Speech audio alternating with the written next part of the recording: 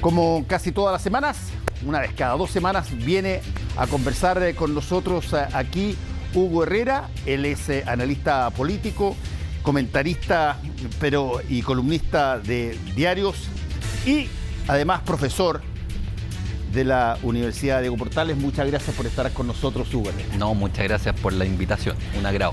Bueno, pasó bastante desde hace 2 semanas cuando viniste, ahora se movió la cosa. Se movió la cosa. Estábamos hablando del término de la instalación y que se habían dado una serie de materias.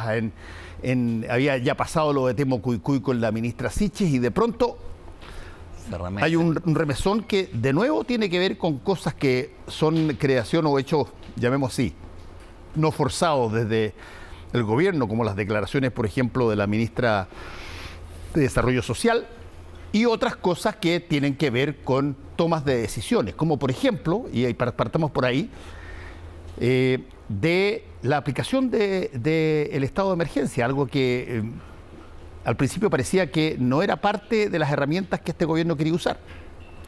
Sí, yo creo que le pasa a este gobierno, con signo contrario, lo que uno quiera, pero algo parecido a lo que le pasó a la derecha en Piñera 1, que la derecha había estado 20 años criticando al Estado y de pronto tenía que asumir al Estado.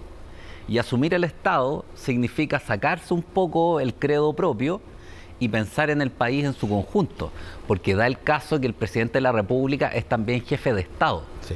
Es la única autoridad que puede dirigirse al país unipersonalmente, con validez, digamos, con legitimidad.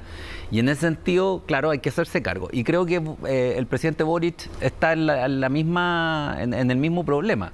Por un lado, está la idea de mantenerse en lo que Max Weber llamaba la ética del santo, totalmente consecuente con su credo más estrecho de partido, o asumir lo que Max Weber llamaba una ética de la responsabilidad, que es mirar al país en su conjunto y que el asunto funcione, digamos. Y el primer desafío de un gobernante bajo la premisa de la ética de la responsabilidad es garantizar la tarea básica del Estado, que es asegurar la paz, digamos, la paz interna y la paz en la frontera. Sobre esa base se puede construir todo lo demás. Entonces, en ese sentido, creo que resolvió bien todas las aclaraciones previas para explicar el estado de excepción y todas esas medidas y los parlamentos que vamos a tener y todo lo demás. Yo creo que es valorable, que es valorable porque se enmarcan dentro de una decisión que es durísima para el gobierno, lo han llamado traidor. Y efectivamente, yo tiempo atrás hablaba que era la hora de los traidores, digamos.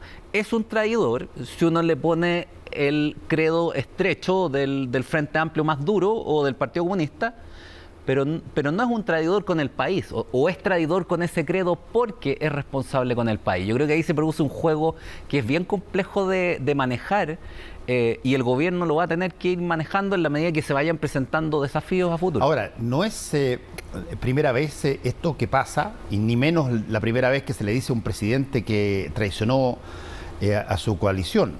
Solamente para mencionar 2 cosas, digamos. El cierre del penal Cordillera en Piñera 1, claro, fue visto por mucha gente de su sector como una traición brutal, como una cosa absolutamente indebida.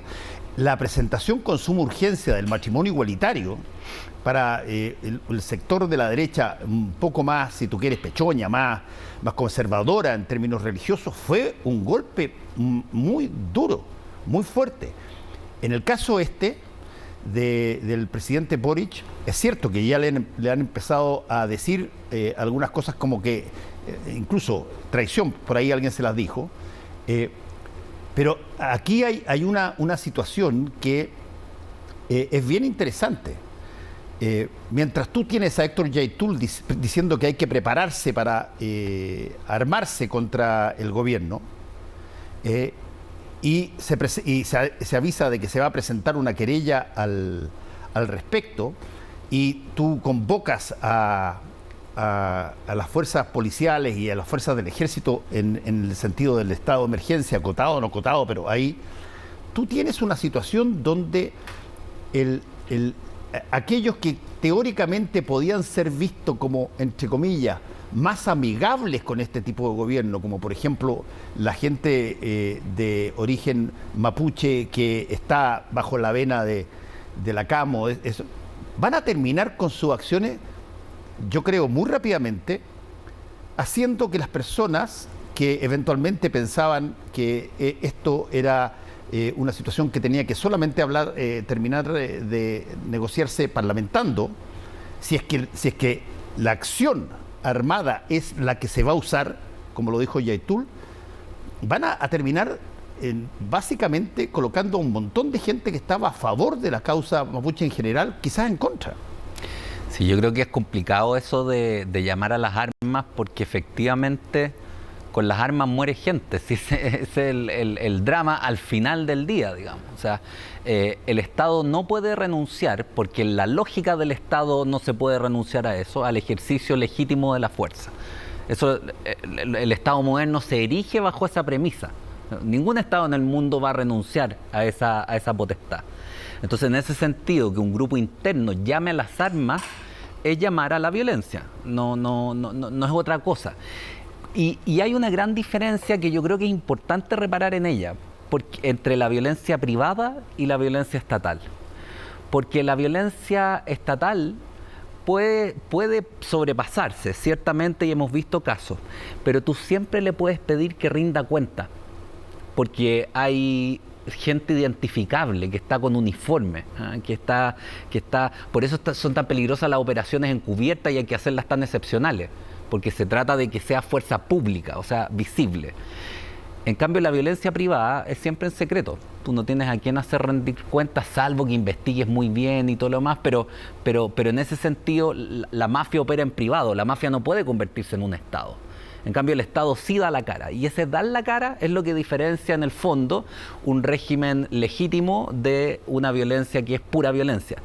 Y en ese sentido, la CAM yo creo que está en una situación distinta que el Ejército, que la Armada y todo lo demás.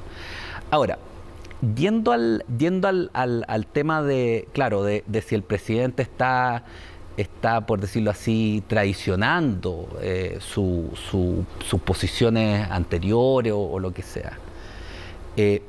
Creo que hay que ser cuidadoso, porque de las grandes crisis, esto es inevitable, de las grandes crisis te sacan los traidores.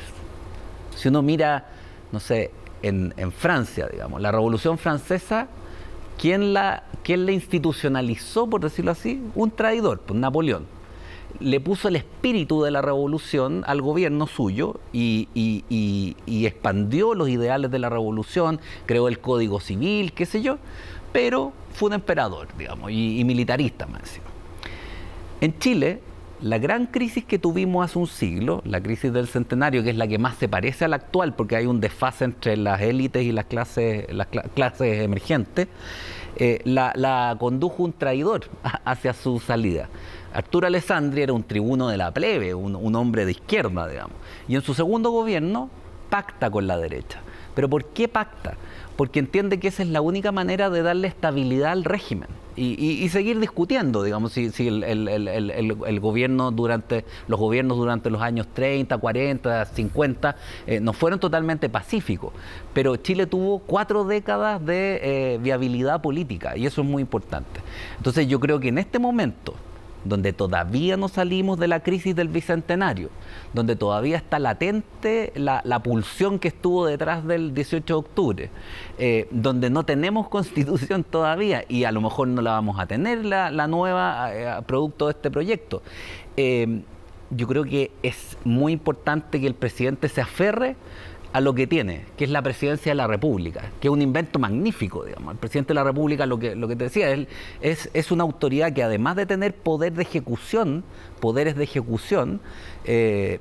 tiene la capacidad de conducir en tanto que jefe de Estado, y esa tiene que usarla. Y yo creo que Boric se da cuenta de eso, y por eso decreta el estado de excepción. Es un juego ahí complejo, pero él asumió su responsabilidad. Sí, ahora se te olvidó uno que se menciona mucho, quizás no tanto últimamente, pero sí hasta hace muy poquito, que es la concertación.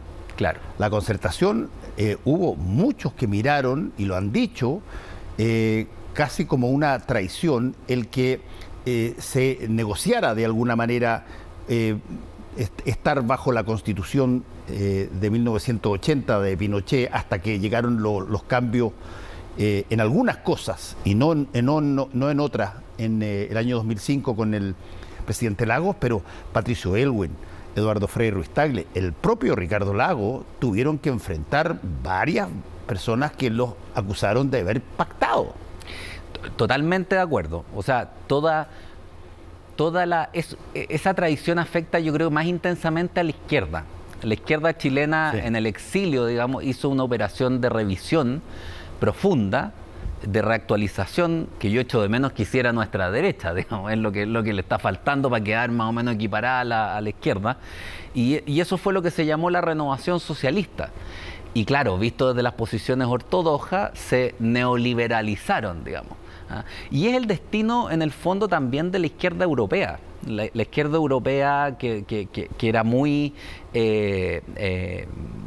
extrema en algunos países, bueno, hace un proceso de revisión profundo y toma distancia en algunos países mucho más temprano. En Inglaterra, por ejemplo, la intelectualidad inglesa ya en los años 50 tomó distancia de Moscú, y los europeos, bueno, pocos años más tarde, una década después, una cosa así. Pero es un proceso al que la izquierda chilena llega un poco más tarde todavía, pero lo hace. Y eso fue, yo creo que en gran medida lo que permitió hacer unas negociaciones que de otra manera se veían imposibles. Ahora, visto desde ahora, uno podría decir, sí, traidores, pero en el momento, con Pinochet controlando el ejército, con una oposición dura y grande y nostálgica en gran medida de la dictadura, pucha, que era distinto el escenario. O sea, yo me acuerdo, yo era chico, estaba en el colegio, pero me acuerdo del ejercicio de enlace. Me acuerdo también cuando mataron a Jaime Guzmán. O sea, era otro tiempo. Sí, ahora,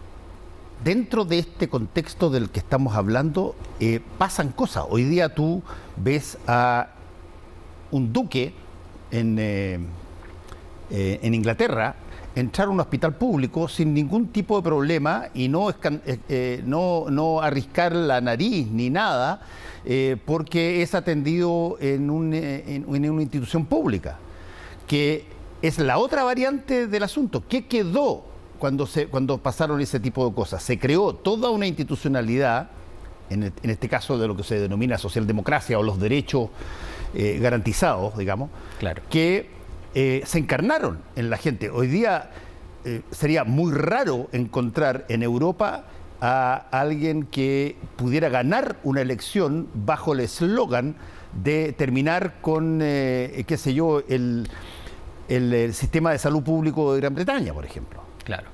Sí, yo estoy de acuerdo con eso. O sea, efectivamente hay un avance macizo por lo menos en las democracias más avanzadas, las grandes, digamos, donde uno puede ver que hay construcción. Sobre todo, mira, yo creo que junto con el estado de bienestar hay construcción de institucionalidad.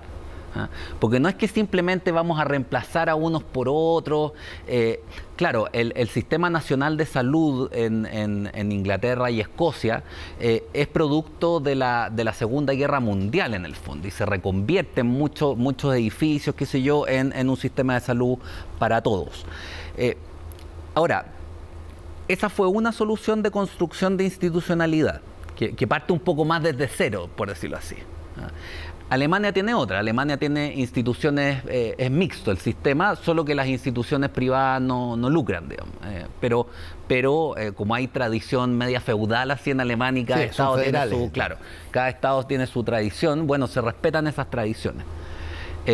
Lo mismo pasa con las universidades. Tú puedes tener un sistema universitario como el norteamericano, donde hay una combinación, me parece bien sensata, entre universidades públicas y privadas, donde se garantiza para todos educación superior, para todos los que rindan, digamos, educación superior, pero hay unas ciertas universidades privadas que son muy caras, qué sé yo. Pero no es necesaria, no hay alta discriminación, y hay universidades de alta excelencia, digamos, a nivel mundial. Otro sistema es el alemán o el francés, pues, donde tú tienes universidades predominantemente estatales, pero con una salvedad. Yo creo que ahí nuestros rectores de universidades estatales no ven bien el asunto. Porque la universidad pública alemana, la universidad estatal alemana, tiene facultad de teología, por ejemplo. Y allí donde el país es católico, la facultad de teología es católica y tienen un instituto de teología evangélica. Y al revés, donde el país es protestante, el Estado es protestante, van así. Y el régimen de gobierno no es democrático, sino que son consejos externos, mixtos, de composición mixta, que velan en el fondo porque los intereses de los profesores no sean los que coopten la institución. Me dejaste la pelota dando bote con el arquero tirado a un lado para poder ir al proceso nuestro de justamente creación de institucionalidad, mucha de la cual tiene que ver con más o menos las mismas cosas, y eso pasa por la convención, que ya entregó su documento y ahora está armonizándose, digamos. Pero es interesante cuando tú tienes una instancia que además la pidieron la gran mayoría de los chilenos, donde tú revisas lo que hay y ves qué cosas son cambiables, qué cosas evidentemente no, algunas que siguen, otras que son reformables en determinadas materias. ¿Cómo cuaja una cosa como esa en tiempos de comunicación instantánea? Es algo bastante más difícil que cuando tú tenías que esperar, no sé, pero un mes para que supiera que se había decidido, digamos. Sí, a ver, yo creo que sí, tenemos todos el texto, y aunque no es un texto muy fácil de leer, digamos, porque está un poco desordenado todavía, ya se entiende de qué va la cosa, digamos. Y en ese sentido, efectivamente, hay muchas reformas importantes, muchas muy valiosas. O sea, yo creo que lo que se avanzó en desplazar poder hacia las regiones y las expectativas que eso va a generar a futuro y la reconfiguración del mapa electoral y institucional territorial, creo que es un avance. Y hay algo que estaba diciendo, por decirlo así. O sea, yo creo que en gran medida la crisis de octubre es el malestar de gente hacinada y viviendo en malos barrios, digamos. Ese es un problema que genera la concentración en la capital del poder, de las influencias y de la población. Hay otros avances también en temas de control de los mercados, en temas de participación del Estado en asuntos de salud. En el tema universitario yo creo que se les pasó un poco el tejo, porque me parece que o sea, la mejor universidad en Chile en ranking, no digo que por tradición ni por nada, es la Católica.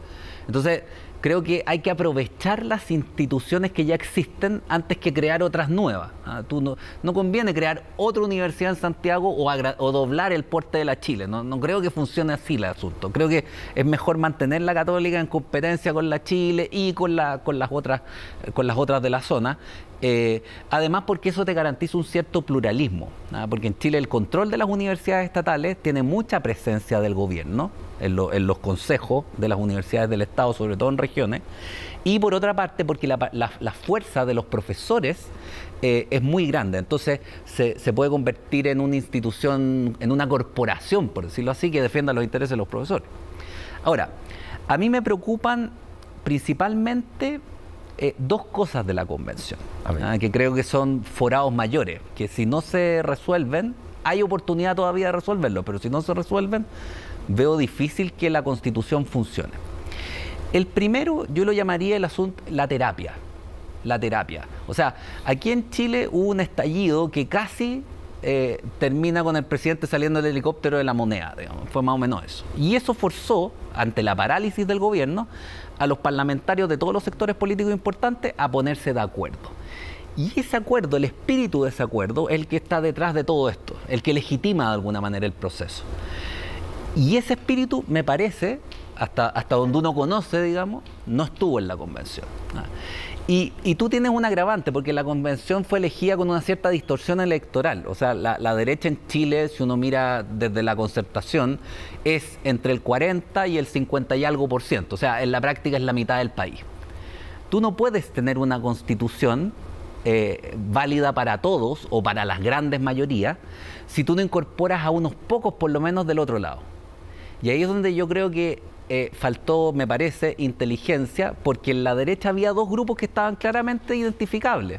Un grupo radical, con la Marcela Cubillos, qué sé yo, la Teresa Marinovich, esa gente vociferante y representante de la antigua derecha, de la derecha Libertad y Desarrollo, por llamarla de algún modo, pero tú tenías otra derecha, la derecha de los Monkever, de los Cosi, gente más moderada, que estaba dispuesta a pactar, que estaba dispuesta a negociar, que entiende la importancia de un Estado social. O sea, si Monkever metió a Renovación Nacional a la Internacional Demócrata Cristiana, no estamos hablando de un líder de derecha radical, ni mucho menos. Entonces, con que la convención hiciera el gesto de incorporar a esos 12, 13, 15 convencionales moderados, podría decir, yo tengo a la mitad del país que es de derecha aquí adentro ya.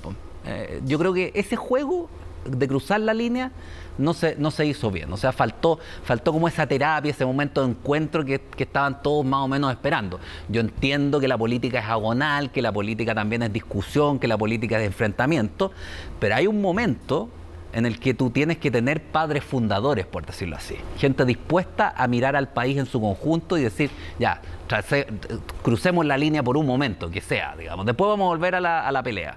Pero por un momento hay que hacer eso. ¿Tú crees que no ha habido ese contacto entre los sectores? No lo suficiente. No lo suficiente. No lo suficiente porque yo diría... ¿Tú supones? Esta es una pregunta que no trata de empatar nada, sino que solamente te la pregunto en tu imaginación. ¿Tú supones que hubiese sido distinto si los porcentajes hubiesen sido al revés? No. Depende. Ahí habría que haber entrado a analizar quién dentro de la derecha dominaba. Porque si hubiera triunfado la derecha, ahí está el sector más moderado de Renovación Nacional y está por otro lado la UDI. Entonces la pregunta es ¿qué derecha dominaba? Si dominaba la UDI, probablemente hubieran chantajeado para mantener el bloqueo y quedar con una constitución lo más parecida posible a la actual. Pero yo creo que igual habría habido un sector más moderado. El sector moderado de Renovación Nacional, que hace tiempo que viene haciendo gestos. Fue un retroceso la elección de Chaguán y Chalper, que son operadores de la derecha dura, digamos, de la derecha economicista, con todas las de la ley, pero había desde 2014 en adelante un proceso que hubiera decantado, porque la decisión sobre las elecciones, sobre los candidatos, la tomó la directiva Desbordes. O sea, hubiera habido un grupo moderado importante. Ahora, a ver. Pero, perdón, yo digo, esto es como, tú necesitas un momento de confraternización, sí. de eso que se pena en las guerras, porque es traición, efectivamente, y los fusilan a los que confraternizan. Aquí se requería un momento. Y estamos hablando de gestos, no estoy hablando de uña y mugre, ni que vamos a estar todos de acuerdo en todo, nada de eso. Pero tú tienes que parir un símbolo. O sea, la Constitución puede ser un triunfo de la izquierda o puede ser un símbolo. Y se convierte en símbolo cuando todos los sectores importantes la reconocen como algo intangible, como algo tuyo, y que desencadena lo que Habermas llama el patriotismo constitucional. O sea, esa Constitución no se toca en lo fundamental. Tú puedes modificarla, pero no se toca en lo fundamental. ¿Y tú sientes que esta Constitución dejó mucho herido en la derecha? Yo creo que sí, y sobre todo... Porque hubo bastante voto en algunas medidas que hubiesen sido imposible llegar a esos quórum si es que no hubiesen votado... No, estoy de acuerdo, si hubo votos. La derecha sí, hubo votos de derecha que cruzaron la línea, sí. pero a mí me faltó más el cruce de la línea inverso, porque hoy día pasa lo siguiente, además. Más allá de darle un lugar en la testera de la convención que no tenían votos para conseguir. Digamos. Eso es como, sí, no, eso está bien, eso no lo voy a negar, que está muy bien, digamos, hay que reconocerlo, pero no alcanza, ese es el problema, no alcanza, yo creo que no alcanza. Y te genera un problema, y ahí te das cuenta que no alcanza, porque la derecha, mi sector, que es el sector más moderado, estamos como el jamón del sándwich, digamos. O sea, en este momento los vociferantes son los que tienen la palabra. Y dicen, miren, nos excluyeron. Y se encargan todo el día de decirlo. Mientras que si hubieran incorporado al sector moderado desde el primer momento, no habría ese problema. Y tú tendrías ya la Constitución en este momento, en alguna medida, aprobada. Ese es un problema.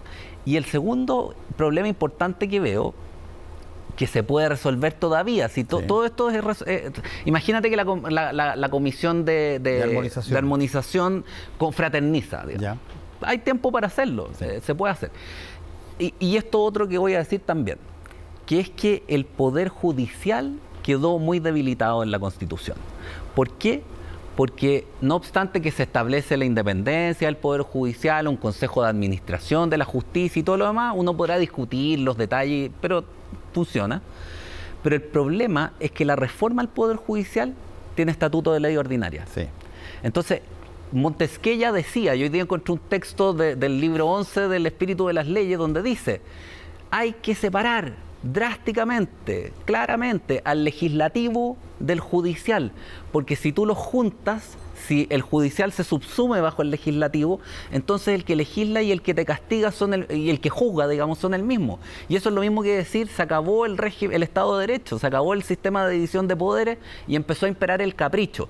No digo que eso vaya a pasar necesariamente, ni que vaya a pasar mañana. Yo sé que hay un riesgo ahí. Pero hay un riesgo importante, o sea, no hay ninguna democracia en el mundo que funcione sin un poder judicial independiente. Y en Chile nos estamos dando el lujo, en un país además con tradición legalista, aquí no estamos hablando de Gran Bretaña donde tú tienes a la tradición que es intocable, un país legalista, nos estamos dando el lujo de dejar desfavorecido a ese nivel al poder judicial. O sea, basta una mayoría parlamentaria simple, más un 51 voto, digamos, para el presidente de la República, y tú puedes voltear el Poder Judicial, cambiarlo, hacer tribunales populares, lo que quieras, digamos. Y eso es peligroso para todos los lados. O sea, hoy día lo pensamos desde la derecha porque está en minoría, pero en el futuro también podría afectar a la izquierda. Entonces, creo que ahí hay un problema que hay que resolver. Bueno, conversamos de cómo son los avances, porque de ahora en adelante vamos a tener muchísimo que conversar respecto de lo que ya va a materializarse y que va a empezar ya a diseminarse para que la gente lo vea, sí, lo comprenda, lo adopte o no y tome sus decisiones en el plebiscito de salida. Así que un par de semanas más y estamos conversando de nuevo. De todas maneras. Muchas gracias, Hugo.